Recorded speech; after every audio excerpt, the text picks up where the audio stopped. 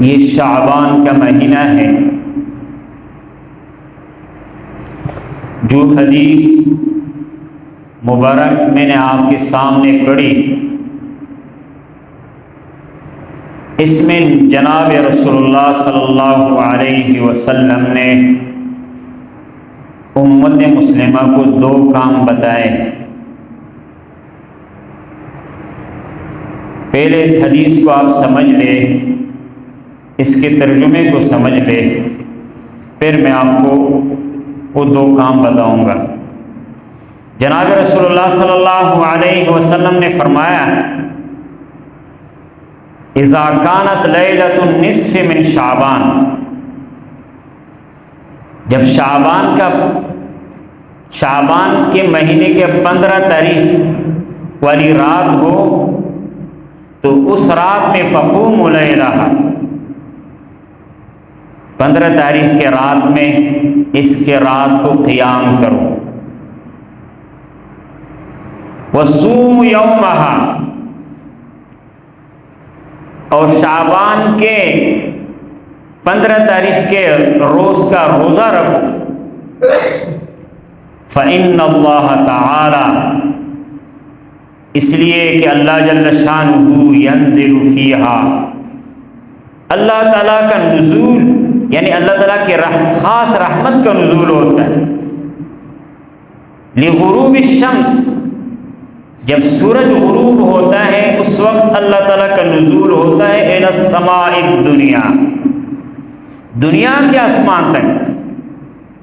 اللہ جل شانہ و من والو کی نزول سے مراد جو اللہ جل شانہ و من والو کا شایان شان ہو، کتابوں میں آتا ہے کما یلیق بشانہ، جو اللہ جل شانہ و من والو کی شان کے موافق، اس کو اللہ تعالیٰ جانتے۔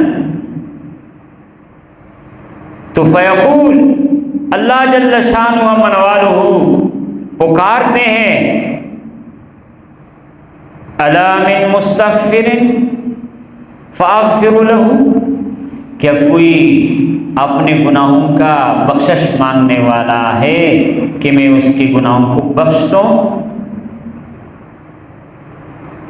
الا من مسترزق فارزقه، کیا مجھ سے کوئی روزی طلب کرنے والا ہے کہ میں اس کو روزی دے دوں؟ الا مبتلا فاعافی، کیا کوئی مصیبت زیادہ ہے کہ میں اس کو اس مصیبت سے نجات دلاؤں؟ حتی یطلع الفجر، جناب رسول اللہ صلی اللہ علیہ وسلم فرماتے ہیں کہ اللہ جل شانہ و من والہ غروب شمس سے لے کر طلوع شمس تک اس طرح اپنے بندوں کو پکارتے ہیں، کیا ہے کوئی بخشش طلب کرنے والا کہ میں اس کے گناہ کو معاف کروں؟ ہے کوئی مجھ سے روزی مانگنے والا کہ میں اس کو روزی دے دوں؟ ہے کوئی مصیبت زدہ کہ اس کی مصیبت کو میں دور کروں؟ شعبان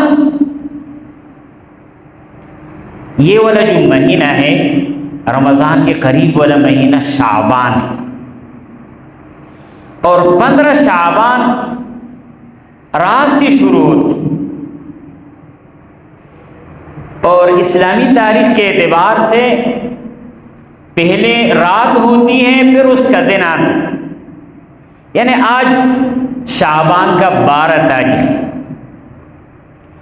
تو مغرب کے بعد 13 تاریخ شروع ہو جائے گا، غروب آفتاب کے بعد۔ اسی طرح کل مغرب کے بعد 14 تاریخ شروع ہو جائے گی، اور اتوار کے دن غروب آفتاب کے بعد 15 تاریخ شروع ہو جائے گی۔ تو اتوار کے دن رات سے یہ 15 شعبان شروع ہوتے ہیں، پیر کے دن غروب شمس تک، کیونکہ دن بھی ہے رات بھی، رات کی بھی فضیلت ہے اور دن کی بھی فضیلت ہے۔ اب جناب رسول اللہ صلی اللہ علیہ وسلم نے اس حدیث مبارک میں 2 عمل بتائے ہیں۔ ایک عمل روزہ رکھنے کا ہے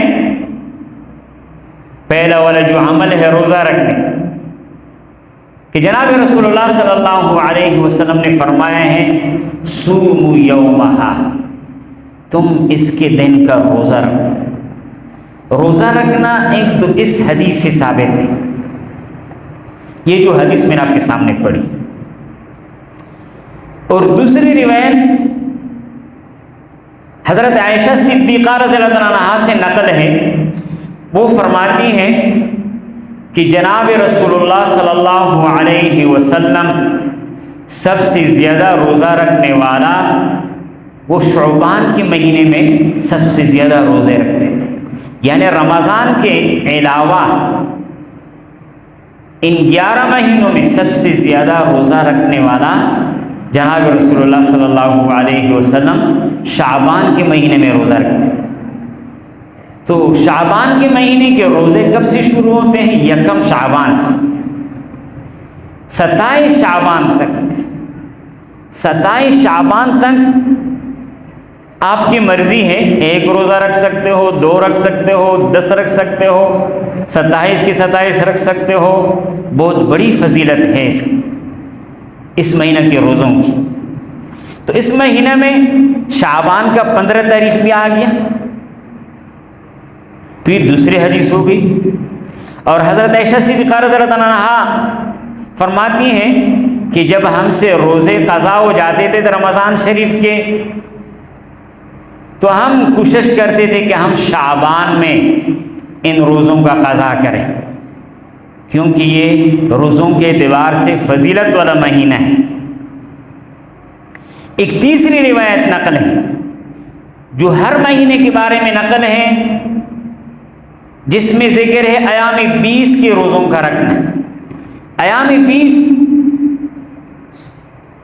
چاند کے اعتبار سے ہر مہینے کا 13 تاریخ، 14 تاریخ، 15 تاریخ، اس کو ایام 20 کہتے ہیں۔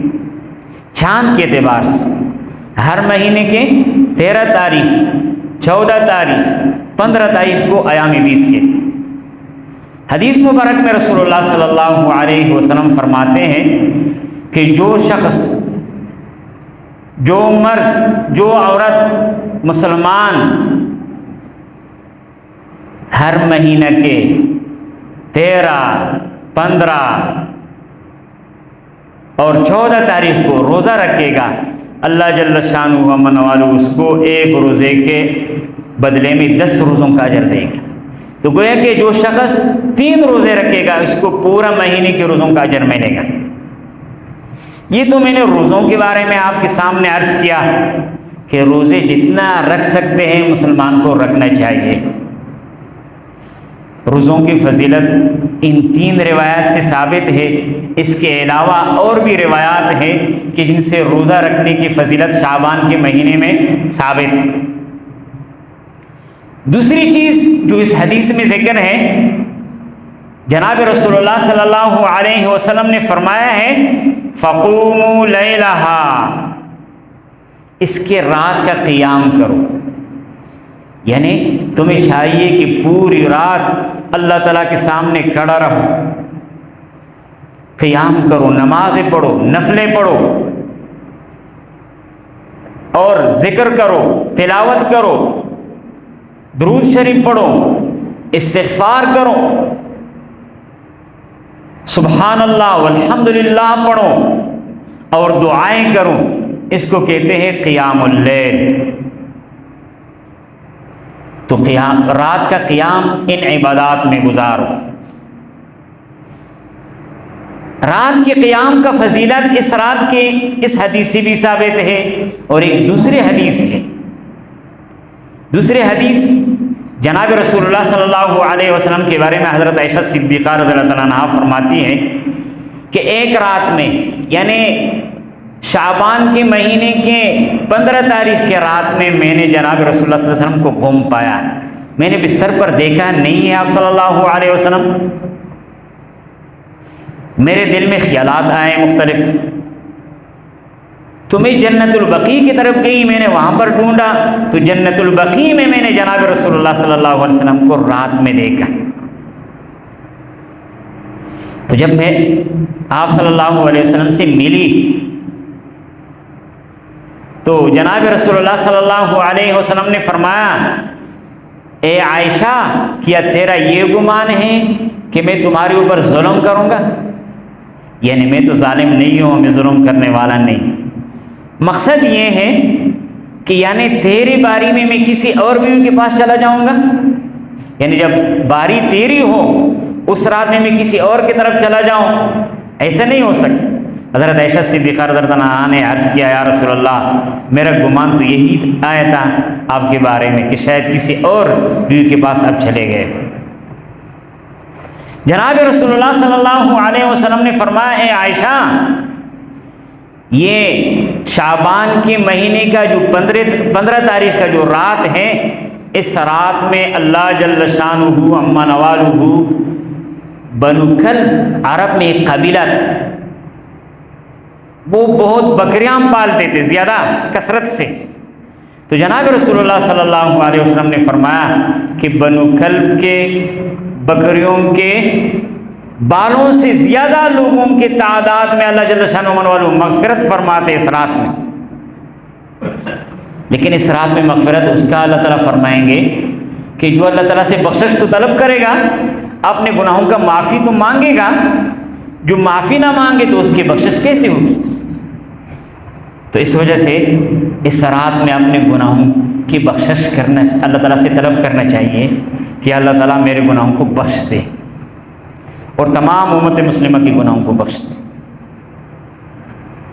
یہ دو روایت میں نے آپ کے سامنے پڑھی کہ جس سے پتہ چلتا ہے کہ اس رات کی عبادت کا بہت زیادہ اجر ہے، بہت فضیلت ہے۔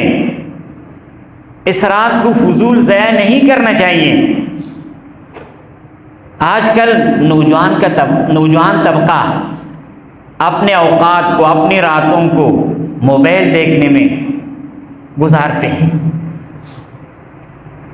حالانکہ اس میں ان کا کتنا وقت ضائع ہو رہا ہے۔ اس فضول وقت جو ضائع کر رہے ہیں، اس کا ان سے سوال کیا جائے گا قیامت کے دن۔ میرے دوستو،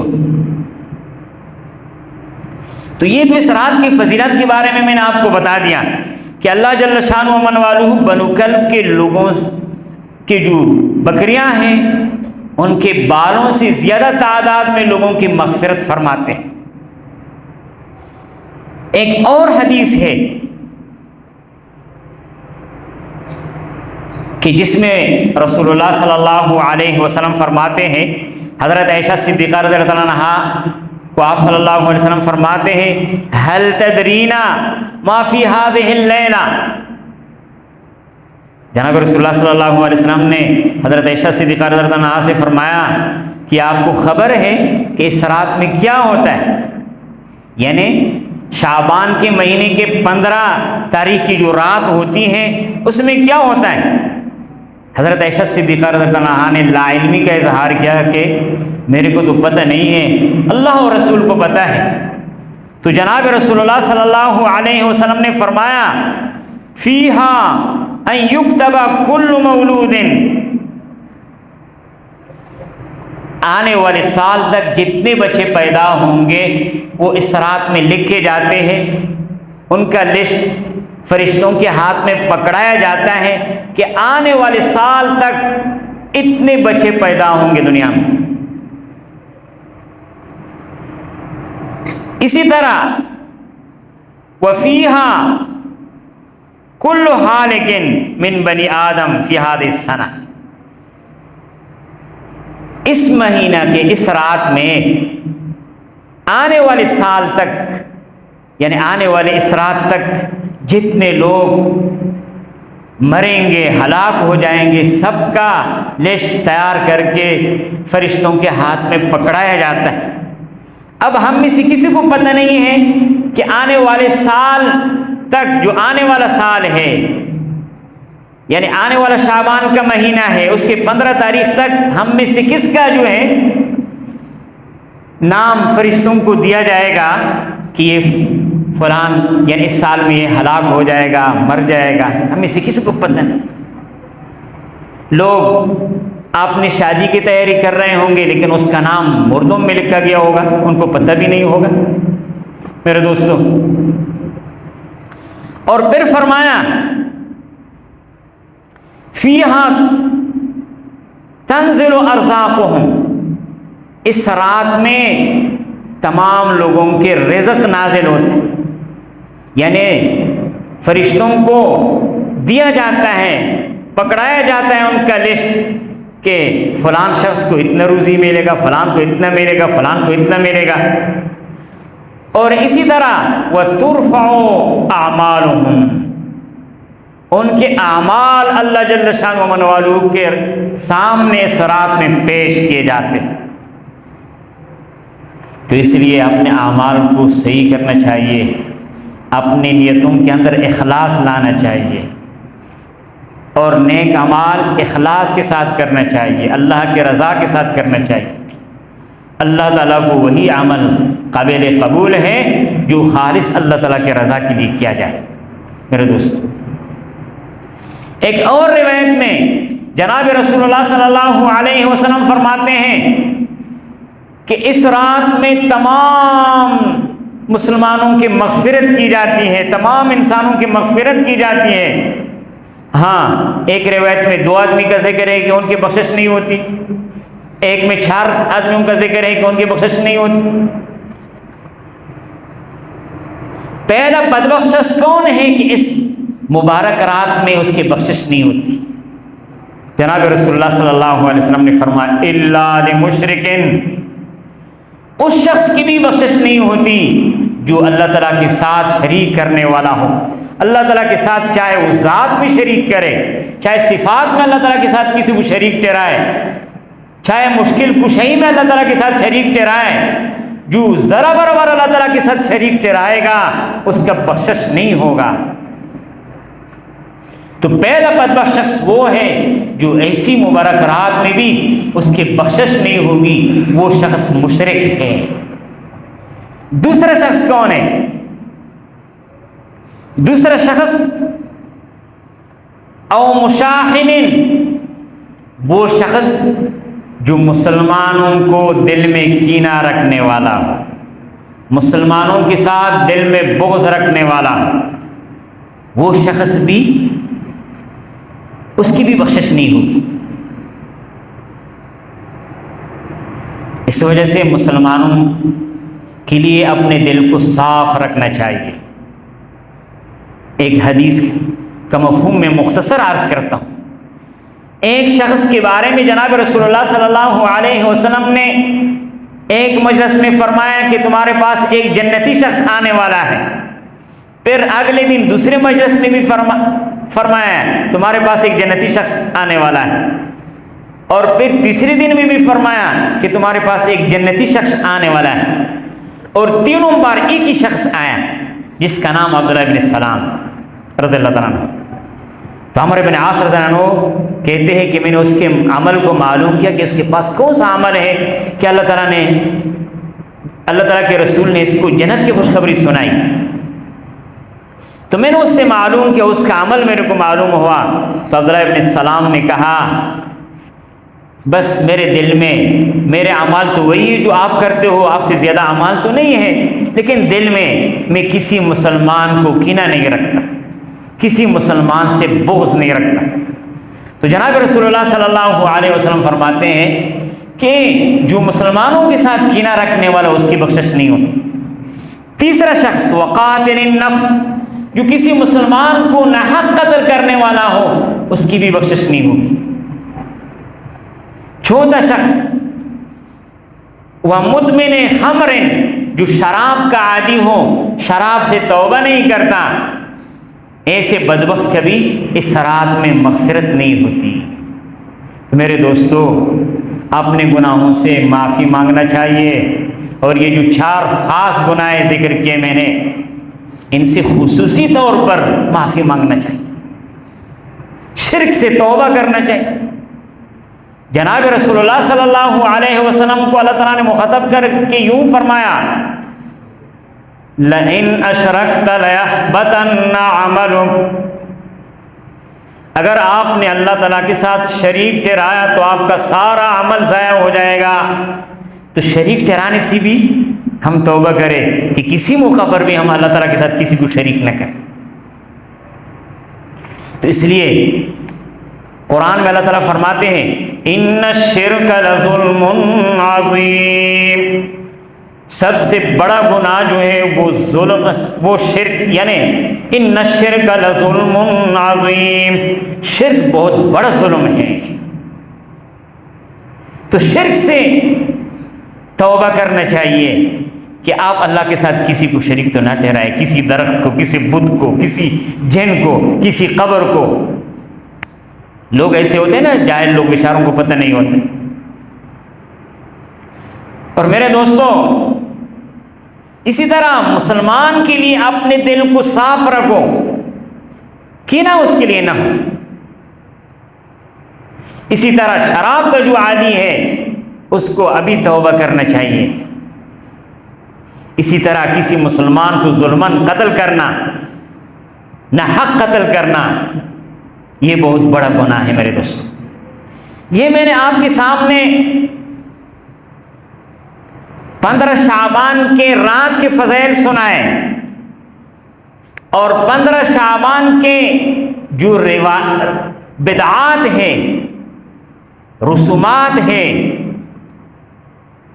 جو حرام چیزیں ہیں، وہ میں آپ کو بتا رہا ہوں. باقاعدگی کے ساتھ مسجد میں جانا اور اجتماعی نفلیں پڑھنا یہ بھی بدعات ہیں، اس کا کوئی ثبوت نہیں ہے. آپ نے نماز پڑھنی ہے اپنے گھر میں پڑھو اور انفرادی پڑھو،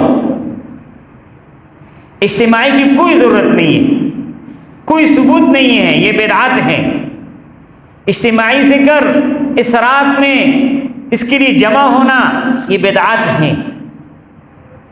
خصوصی طور پر اس رات کی وجہ سے دعا کے لیے جمع ہونا یہ بدعات ہے میرے دوست. اسی طرح لوگ قبرستان میں اہتمام کے ساتھ جاتے ہیں، قبرستان میں جانا بھی بدعات ہے. اور قبرستان کے راستوں کو سجایا جاتا ہے، قبرستان کو سجایا جاتا ہے، یہ بھی بدعات ہے میرے دوستو. اسی طرح بعض جگہوں میں لوگ اس رات میں حلوہ پکاتے ہیں. حلوہ کھانا جائز ہے، لیکن اس رات کے ساتھ خاص کرنا یہ بدعت ہے میرے دوست. اس رات میں جو ثابت ہے وہ عبادت ثابت ہے. دن کو روزہ رکھنا اور رات کے اندر عبادت کرنا، جیسے میں نے آپ کو بتا دیا. یہ چند باتیں میں نے آپ کے سامنے عرض کی. ایک اور بات آپ کے سامنے جو میں عرض کرنا چاہتا ہوں وہ یہ ہے کہ مسلمانوں کو سمجھنا چاہیے کہ ہمارا رسول اللہ صلی اللہ علیہ وسلم یہ امام الانبیاء ہے، خاتم النبیین ہے. نبوت کا دروازہ آپ صلی اللہ علیہ وسلم پر بند ہو چکا ہے. آپ صلی اللہ علیہ وسلم کے بعد کسی نبی کا آنا نہیں ہے. اللہ جل شانہ من والو فرماتے ہیں ما کان محمد ابا احد من رجالکم، نہیں محمد صلی اللہ علیہ وسلم تم مردوں میں سے کسی کا باپ نہیں ہے، کیونکہ آپ صلی اللہ علیہ وسلم کے سارے بچے بچپن میں فوت ہو گئے تھے. ولیکن رسول اللہ و خاتم النبیین، لیکن جناب رسول اللہ صلی اللہ علیہ وسلم اللہ تعالیٰ کا رسول ہے. وخاتم النبیین، وخاتم النبیین، اور نبوت کا سلسلہ آپ صلی اللہ علیہ وسلم پر ختم ہو چکا ہے. آپ صلی اللہ علیہ وسلم آخری نبی. ایک بڑا فتنہ ہے جو کچھ عرصہ سے وہ نبوت کے دعوے دار ہیں، وہ کہتے ہیں کہ غلام محمد قادیانی وہ اللہ تعالیٰ کی نبی تھے. قادیانیوں والا فتنہ ہے.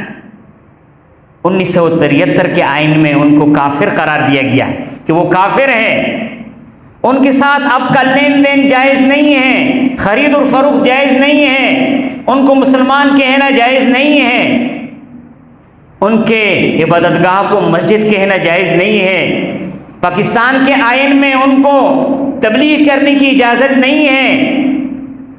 ہماری چیف جسٹس قاضی فیض عیسیٰ نے ان کو اجازت دی ہے کہ تم اپنے دین کی تبلیغ کر سکتے ہو۔ ہم سارے علماء کرام، تمام امت مسلمہ، ہم سب کا ایمان ہے کہ آپ صلی اللہ علیہ وسلم کے بعد کسی نبی کا آنا نہیں ہے۔ عیسیٰ علیہ السلام اتریں گے، وہ پہلے سے نبی بن چکے، آپ علیہ السلام کے بعد کسی نبی کا آنا نہیں۔ قادیانی لوگ مرزا غلام احمد قادیانی کو، جو قادیان میں مردار ہو گیا ہے، اس کو نبی مانتے ہیں میرے دوست۔ تو اب اس قانون کو یہ یہودیوں کی سازش سے ہمارے اوپر مسلط کرنا چاہتے ہیں۔ ہم کوئی بھی مسلمان، چاہے کمزور سے کمزور، فاسق سے فاسق مسلمان ہو، تو اس کے لیے شرط یہ ہے کہ وہ مسلمان تب رہے گا کہ اس کا عقیدہ یہ ہو کہ آپ صلی اللہ علیہ وسلم کے بعد کسی نبی کا آنا نہیں۔ تو اس چیف جسٹس نے جو فیصلہ کیا ہے، جو اس کو اجازت دی ہے، اس کو اس سے دستبردار ہونا چاہیے، کیونکہ یہ مسلمانوں کا ملک ہے، یہ کافروں کا ملک نہیں ہے، یہ مرتدین کا ملک نہیں ہے۔ پاکستان کے آئین میں قادیانیوں کو عہدہ دینا بھی جائز نہیں، حرام ہے۔ ہاں، اگر وہ اپنے آپ کو غیر مسلم قرار دے دیں کہ ہم غیر مسلم ہیں، تو پھر آپ کا لین دین ان کے ساتھ جائز۔ وہ ہے مرتد اور اپنے آپ کو مسلمان کہتے ہیں، تو لہٰذا سب مسلمانوں کو بیدار رہنا چاہیے اس سے کہ قادیانی اسلام سے خارج ہے، مرتد ہے۔ پاکستان کے آئین میں ان کو کوئی عہدہ دینا ہمیں یہ قابل قبول نہیں ہے، ان کے اس ارتداد کا تبلیغ کرنا ہمیں قابل قبول نہیں ہے۔ چیف جسٹس کو چاہیے، اس پر لازم ہے کہ اپنے فیصلے کو واپس لے لے اور نہ اس منصب کو چھوڑ دے، یہ منصب پر اس کا شہنشان نہیں ہے۔ اللہ جل شانہ و من والہ ہم سب مسلمانوں کو اس پر عمل کرنے کی توفیق عطا فرمائے۔ وآخر الدعوان